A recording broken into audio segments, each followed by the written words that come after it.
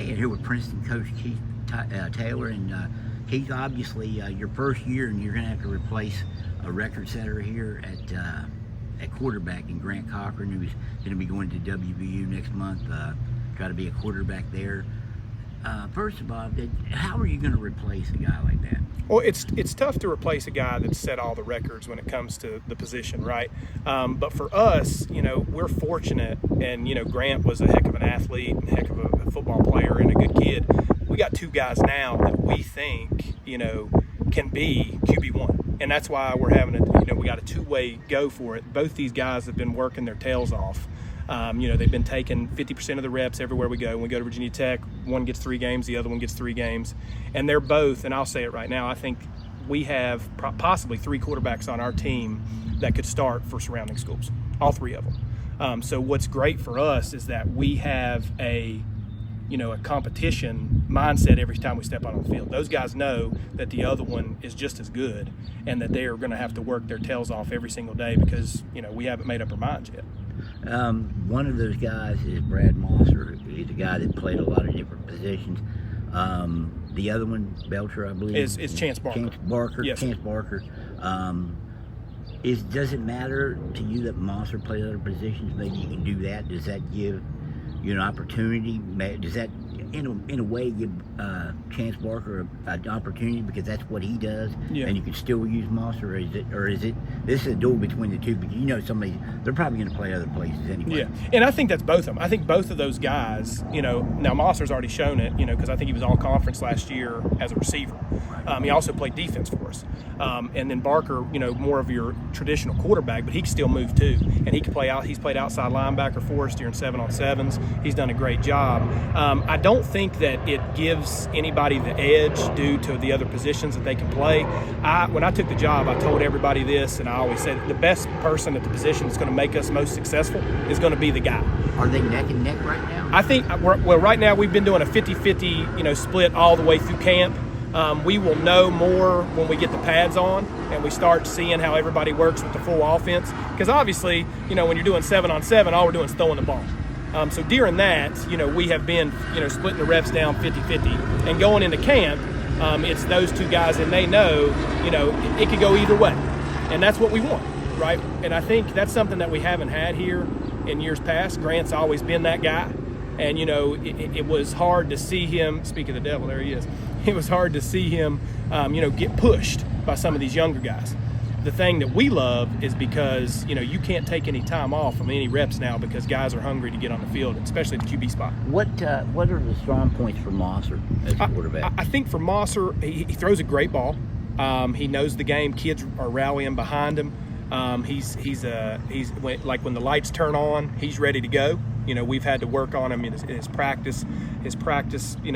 The way he gets into practice, but he's done a lot better since we've been going. He's became a leader on the football team, and I think no matter who wins the quarterback spot, he's going to be a significant player no matter where he plays. What about Chance Barker? What are his strengths? Chance Barker can spin the ball with the best of them. He can throw the ball all over the yard. He's athletic too, though, and that's what is great for us is because we got dual threat guys, all the way to our JV quarterback, which is Jake Belcher. I don't know if this was put in the plan last year, but did these guys spend any significant time with Grant Cochran? For the most part, they did with at the beginning, early on, because Mossor did get some quarterback reps. He played JV quarterback rep. He had some JV reps against Greenbrier East. So those guys have worked with Grant and our offense coordinator, Chris Belcher. So they do know, the schemes and different things like that, but they haven't really, had all of, Coach Belcher's attention on them like they have this year. Which I think I was giving Belcher some eligibility back when I mentioned him, not Barker earlier. Yeah. But moving on, Marquel Lowe is a guy that can do a lot of things, and he has here in his career, even though he's just a junior. Right. Or will be a junior. What do you see from Marquel Lowe going forward? Where do you envision him? What kind of season do you think he'll have? Well, I think if you're talking about a kid that has stood out since, January all the way through, it's been Marquel. He is bought in. He's got in the weight room. He's a strong kid. He's an athletic kid. we go back and we're looking at tape. We went up to Christiansburg for a couple 7-on-7s at Virginia Tech, and watching his get off, like his acceleration at the wide receiver spot. I think right now he's running some of the best routes on our football team. And that's saying something because you got right, because we have the best, one of the best wide receivers in the state already. But Marquel has really excelled this offseason, and I think he's in for a huge year. We're going to use him all over the field like we will with Dom and everyone else. We got these kids that are athletes. They can play every spot out there wide and at even quarterback, because Marquel can play quarterback too. So he can throw the ball as well. And he was our T for us last year, our tailback position, and rushed for. He was a big time player against in the big win up at Bridgeport. He broke a 65-yard run here against Huntington in scrimmage.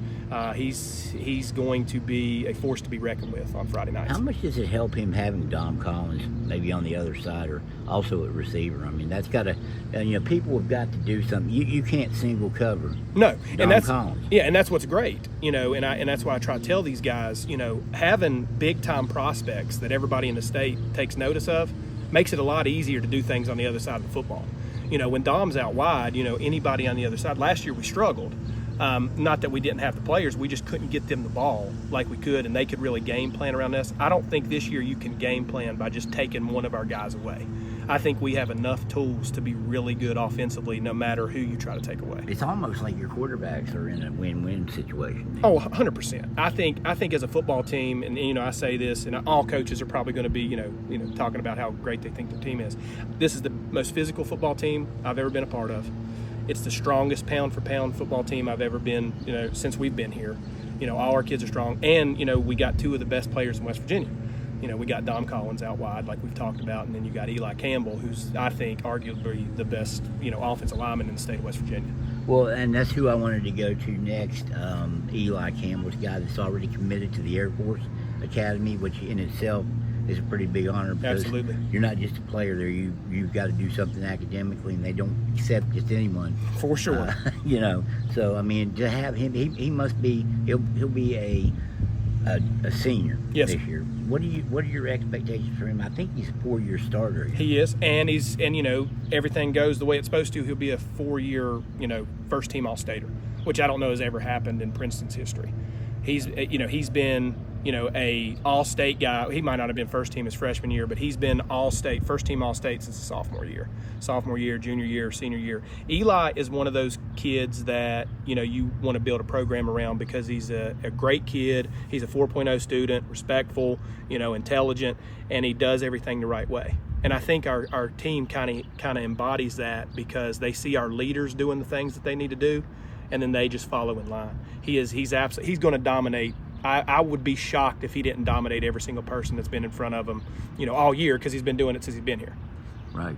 And then you've got, obviously, the receiver you spoke of. He's not here today, but Dom Collins. I mean, what a talent he is. I mean, I think 20 touchdowns last year. Yeah, and could have had more. We didn't get him the ball, enough, in my opinion. Something different you're going to see with him this year is we're not just going to exclusively have him out wide. We're going to move him around. So teams will really have to, game plan on where he's at, find him, and game plan around him. But, it's hard to teach a 4.2 speed. Devon, I talked to him about a month ago, and he was saying, I don't understand why people don't just sign that kid right on the spot. Yeah. 4.2 is 4.2. Yeah. Unfortunately, people, they forget that, sometimes the state goes past Charleston, and they think they don't know that we play a good brand of football down here. But I truly believe that he is one of the most electrifying kids in the state of West Virginia. I think right behind the kid from Huntington, probably the top receiver. Probably. You'd almost have to think. And I put 1A and 1A, 1B is where I put those guys. Not taking anything away from that Huntington. I think it's Harris. Right. But Dom, he's my guy, and he's one of the strongest kids on the football team. I mean, you look at Dom out on the field. He gets kind of when he's not as tall as people may like it when they're looking at metrics. But he is one of the strongest kids in the weight room. I'm talking, 400-pound squatter, who I think 275, something clean. He cleans like probably one of the best cleans on the team. He's super duper strong. It's getting close to the season now, Coach. I mean, you played here. You were an assistant coach here, and I'm sure every season brings a little butterflies. How do you think the butterflies will be when you put that headset on and you're the head man? Yeah, I'm sure they'll be. But at the end of the day, it's not about me. And I think that's what's going to help me a lot. You know, I'm just a guy out here that's trying to get the kids to buy into something. You know, these kids, we got great kids, and there's been times where we've been part of staffs where a lot of kids just don't want to be here. We got kids that truly believe in what Princeton's doing, and it's not me.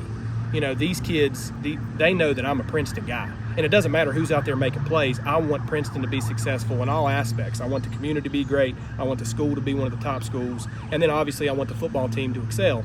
But, you know, wins and losses will come and go, but these kids are going to remember, you know, this season, because they're going to put everything that they can into it. And that's something that I'm going to do as a head football coach. And I think that's another reason why the Lord wanted me to take over, is because there's so many times that we miss opportunities in our life because we're looking forward to something else, or we might be lazy, we might be something, you know, but I'm just going to try to tell them daily that, you know, if they pour their heart and soul into something, good things are going to happen. All right, Coach, I certainly appreciate the time. Good luck to you this season. Yes, sir. Appreciate you.